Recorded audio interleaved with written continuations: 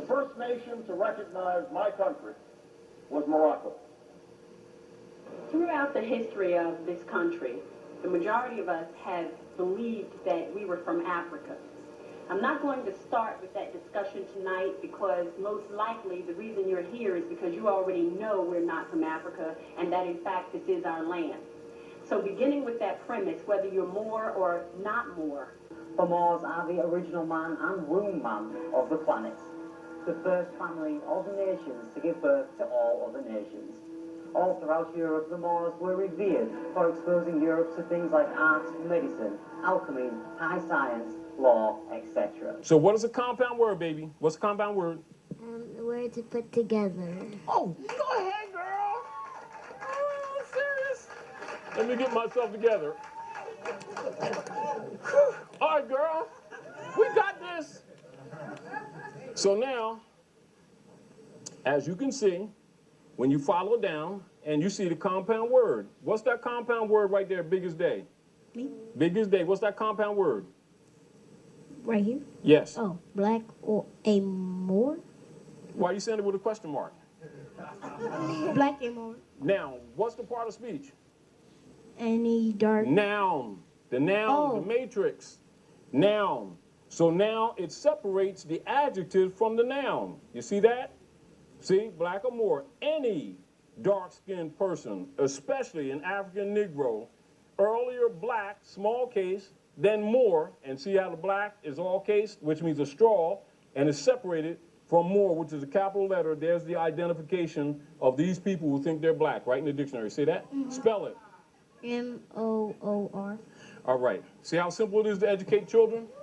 So welcome to class, Moors. The first nation to recognize my country was Morocco. In signing the Treaty of Tripoli in 1796. How come you ain't getting this in school? Because they don't want you to know that you're standing on Morocco. That the land is Morocco, the occupational government is the United States. Distinguished from the land. It's a foreign religious corporation belonging to the Jesuits. You're under occupation. And you're referred to as the Great Masonic Secret. Because you didn't challenge who they are in the first place. So there's a set of questions. Whenever you have an issue of controversy, particularly if they put you in a position where you have to defend yourself, remember at all times, one of the things that really got a lot of the secret societies upset and government upset, that really kind of broke the back of this thing that started this whole cycle in early 1900s, when Nuh Ali started the Moorish Divine National Movement, and one of the first things he did was start issuing the indigenous people their nationality cards. That began a cycle that they didn't understand at the moment. But what it begins to establish is the true jurisdiction or true sovereign of the land. But if it's not used properly, you can't understand it. Do you understand? What the Dred Scott case proves, as Melissa Perry just pointed out, is based on United States constitutional law, is that so-called African Americans, black people, and all members of the so-called black race have no rights according to law, and are still considered 3/5 of a human according to law.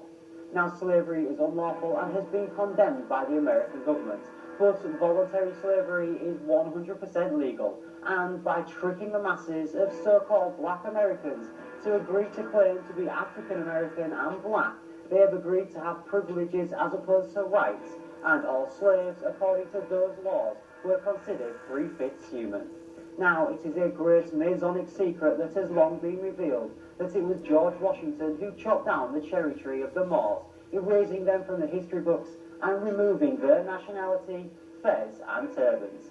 It was even predicted that in a few hundred years, many of them would not remember who they were or their connection to the land. It was Morocco who supported and gave rise to the independence of the United States of America as it has been recognized by President Obama. The first nation to recognize my country was Morocco. Then he goes to Egypt and exposes that the United States Constitution comes from Muslim law. And he goes right into Article 11. Let's look what Article 11 said, that the president for the United States Corporation spoke to the world. as the government of the United States of America is not in any sense founded on the Christian religion. First sentence. See what you don't know about this government?